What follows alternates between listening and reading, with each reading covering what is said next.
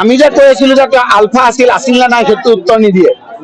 আমি যে কৈছো মানৱেন্দ্ৰ শৰ্মা হত্যাকাণ্ডত তেওঁ যুক্ত আছিল বুলি কৈছিল, সেইটো যুক্ত আছে নে নাই তেওঁ খবৰ নিদিয়ে। আমি যে কৈছো তেওঁ হাতে লোতে পইচা লওঁতে আলফাৰ নামত ধৰা পৰিছিল, তাৰ ফলত জেলত গৈছিল, সেইটো উত্তৰ নিদিয়ে।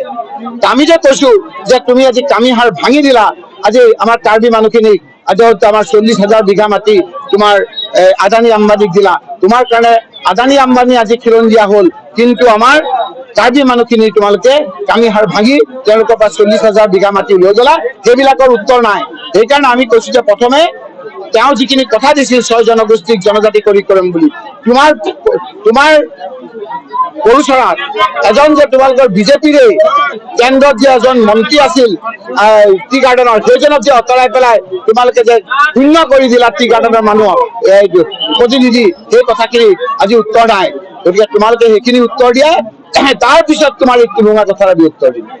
বিশ্ব শৰ্মা ডাঙৰীয়াই নিজেই কৈছে যে কংগ্ৰেছৰ লগত মোৰ যোগাযোগ আছে, কৈছে নে নাই? সেইটোতো নুসুধে আমাক।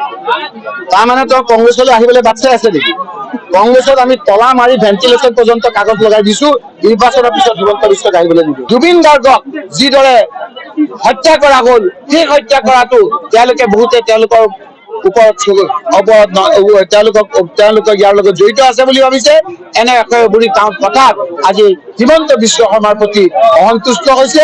ইয়াৰ কথাখিনি আমি কোৱা নাই, এই কথাখিনি আমি শুনিছো যে RSS আৰু বিজেপিয়ে যিটো সমীক্ষা কৰিছিল তাতে ওলাই পৰিছিল যে হিমন্ত বিশ্ব শৰ্মা ডাঙৰীয়া যদি মুখ্যমন্ত্ৰী হয় তেতিয়াহ'লে মাত্ৰ 30ৰ পৰা 40টা চিট বিজেপিয়ে পাব, বাকীখিনি আমাৰ কংগ্ৰেছ আৰু মিত্ৰজোঁটে পাব।